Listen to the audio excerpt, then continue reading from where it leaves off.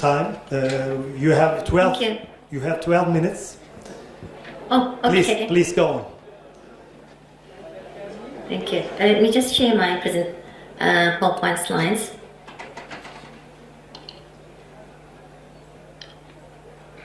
So can you just turn on the sharing slides? Because it's stated here the host isn't. We give permission. Okay.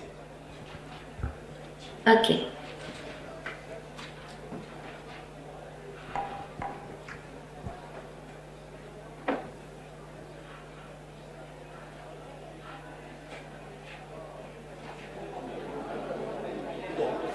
Okay, thank you. Can anyone see my slides? Yes, we can see it Yes. now. I'm quite sorry because maybe there is the connection is not really good since the weather here is a bit rainy. All right. So, Bismillahirrahmanirrahim.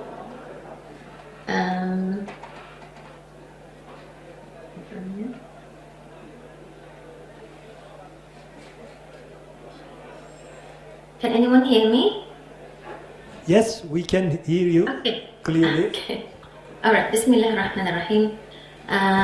Very good afternoon to distinguished panel, respected colleagues and fellow researchers, and to all participants of International Halal Accreditation's conference, the first international conference. I am Pangeran Dr. Haji Norkhairiah, Pangeran Haji Hashim, and with me Dr. Surilawana from Halal and Taiban Research Center, University Islam Sultan Sharif Ali, Brunei Darussalam. Inshallah, it is our great honor to present our research titled The Role of Halal Certification Body to Formalize Halal Accreditation towards Imported Halal Meat in Brunei Darussalam. So, it is today global food market making sure that food is halal is no longer just about religious rules.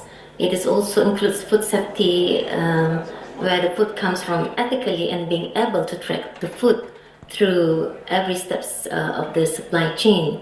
So for countries with mostly Muslim populations, importing food from countries creates serious challenges in keeping this halal assurance intact.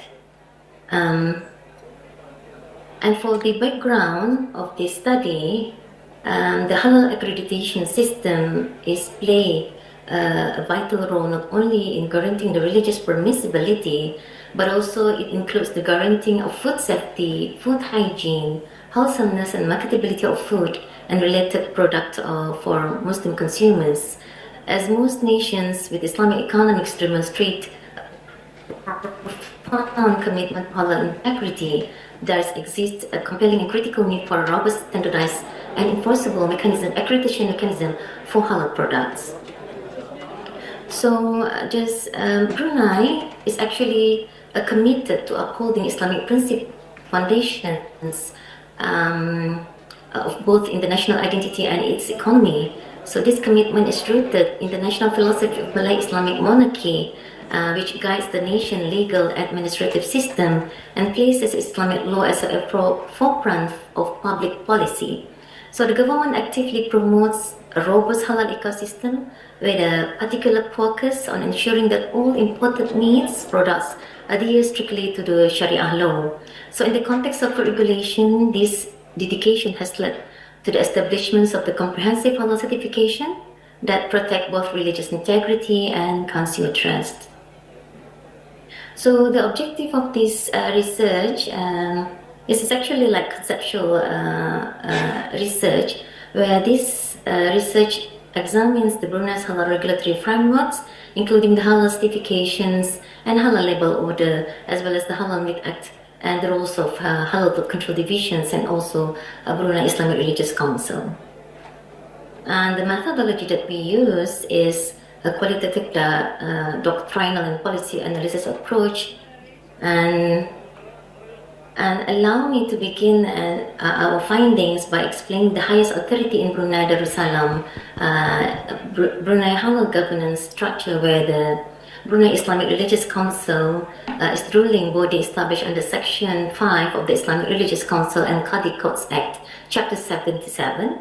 And this council holds the most authoritative position in advising and guiding His Majesty the Sultan and in all religious matters within the country. And this includes crucial that formulations oversight the national halal policy. In essence, the Brunei Islamic Religious Council is the supreme religious authority that set the direction for halal integrity in Brunei Darussalam. So complementing the Islamic Religious Council authority, the Ministry of Religious Affairs also play major operational roles in implementing Brunei Halal certification system, specifically the Department of Sharia Affairs, which falls under ministry. It also responsible for managing Brunei Islamic Religious Council Halal certification process and its day-to-day administration.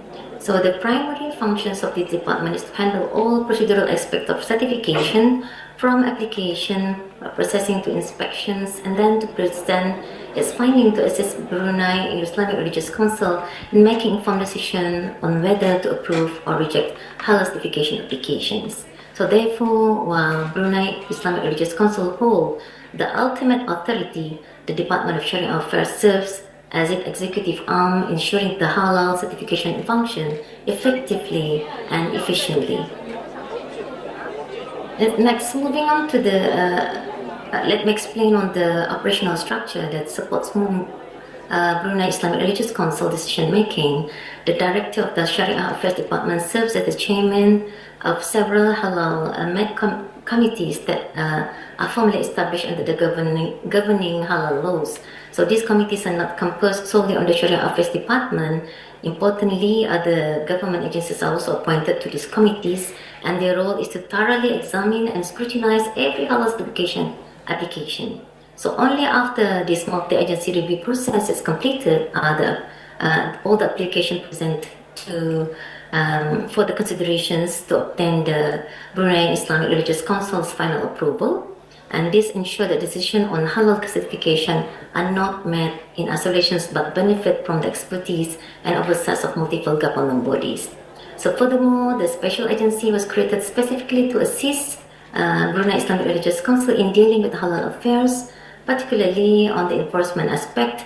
And this agency, known as the Halal Food Control Division, the establishments of this agency reflect His Majesty the Sultan aspiration to form a special body dedicated to controlling and monitoring the food goods sold in the country, with the ultimate goal of ensuring that they are halal guaranteed. So this is, I'm just showing the unique structure in Brunei where the Halal Food Control Divisions under the Department of the Sharia Affairs monitors and enforce the authority of the enforcement of the halal certification, and also the Brunei Islamic Religious Council acts as a primary halal certification body responsible for issuing halal certification to both domestic and foreign producers. And these are the two legislation introduced by Brunei, which is Halal Certification and Halal Label Order 2005, and also there is a specific Halal Meat Act 183, which relatively have a bigger scope of power, which includes auditing, inspecting, monitoring, and most enforcement activities such as entering suspected premises, confiscating prohibited goods, investigating and arresting without depending on any other agency.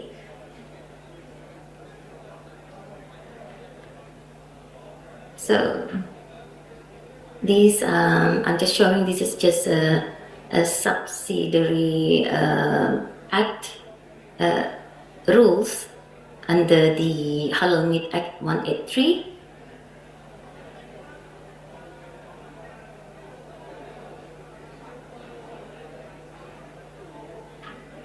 And this is also the showing that the Halal Meat Act Chapter 183 in ensuring the raw meat. This is actually this act is actually meant for the raw meat sold in Brunei, which is has to be guaranteed halal, and to give a confidence and assurance for the community in Brunei, Darussalam. So this act specifically regulate on the halal aspect of importations of meat, local and also local meat production.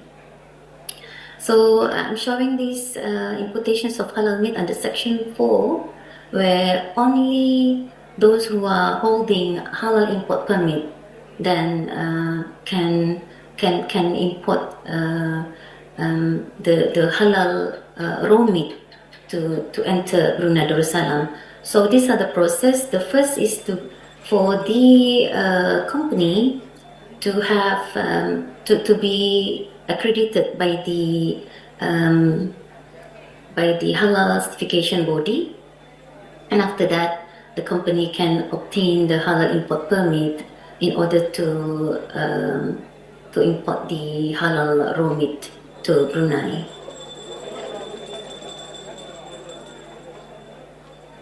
Alright, so I'm just showing this is a process of accrediting the overseas abattoir, where there is 7 steps here before importing the halal raw meat. Then the applicant should get the approval from the Department of Agriculture, approval of quota. The tons of meat need to be imported from exported to Brunei, and the applicant has to apply from the Halal Food Control Division, and after that the board meeting report to the council, and also after that the 4th step is for the council to approve, the inspection committee to arrange for the inspection, and after the inspection team going to the overseas abattoir to inspect, and after that, after the inspection, so the report will be sent to the inspection committee for review for the council, and after that, if it is fulfill all the requirements under the regulations of Halal Meat Act, then the halal accreditation will be given to the abattoir, the overseas abattoir. Dr. Hashim, can you please conclude your presentation, because we are out of time? Okay, thank you. Yeah, sorry. So Thank I you. can No just, problem. Okay, no problem at all. Please. Yeah, okay. This is just a process of importation. It's quite similar. However, this is the difference is only inspection by the observations officer. And also, I'm showing this is the list of board of issuing the halal import permits, and this is just the photos showing that whatever meat that had been accredited and also certified, then it should be halal sticker, which is halal logo, should be in place, so that the observer and the committee can see it is solely the correct halal logo by Brunei, and also verify it is the right halal certified. And this is also the photo. So this is arrival of meat. I'm just showing the photo here. So for the overseas abattoir, everything is checked and everything is verified until the arrival to Brunei. This is just like conclusions. Then halal control, Brunei halal certification body is not only a standard setter, but also a gatekeeper to make sure or to maintain the halal integrity from the point of slaughter to packaging, and also to prevent non-compliant products from entering the Brunei supply chain. And also there is a synergy showing that from this finding, also the synergy certification and also between certification body and also enforcement bodies. And the rationales to formalize accreditations is to reduce the risk of adulteration, substitution, and contamination. And also it will be the formalized accreditation is also will give the impact to the consumer in terms of integrity and trusted.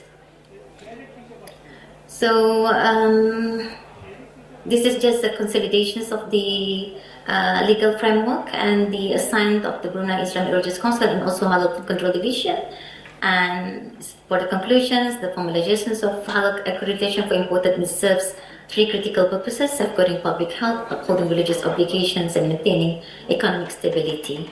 I think that's it. Thank you very much. I'm really sorry for taking much time for this time. Thank you very much, your moderator. Thank you. Of course, we always prefer face-to-face rather than online. Maybe next time you will be here. Any questions? Yes, inshallah. Any Inshallah, questions? Mr. Malik. Okay, we have no question. Dr. Hashim, thank you so much again. Yeah. Thank you so much. Hashim, Thank you. I have a question, Dr. Rashid. Sorry? Mr. Jabir? Okay, Mr. Rashid has a question. Mr. Okay. Rashid, I forgot you, sorry. Very simple question. The proof that the animal has been slaughtered by a Muslim, is there a documentation required by your standard? Oh, yes. Yes. There is you mean for the overseas slaughterhouse? Yes, when they accept when you import, does any documentation includes a verification from For the halal slaughterman. Correct. You mean for the halal slaughterman? There is no Yes. requirement for the halal slaughterman, but the inspection committee, together with the observation committee, observation member, the supervisor, will look thoroughly how the slaughterman slaughter the animals. So that's how they check one by one. They are together checking and monitoring the whole process and the whole bulk of tons of raw meat that Ghana imported to Brunei. So to make sure that everything is halal, then it is all the way until packaging and entering the container. That's how the process.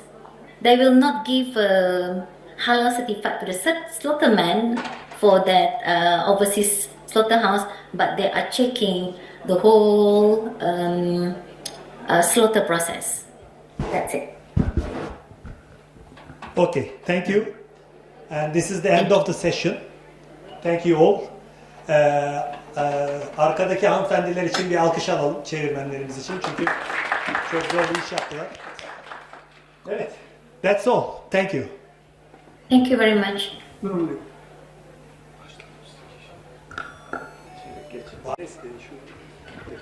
Çeken var mı?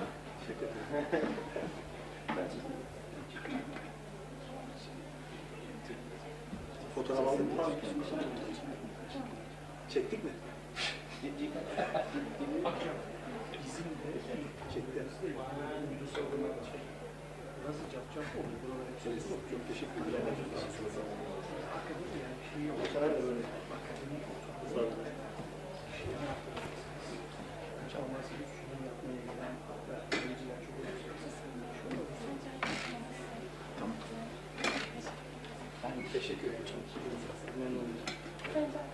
Evet, biz de size takdim edeceğiz. Tebrik ederiz. Ben teşekkür ederim. Teşekkür ederiz emekleriniz için.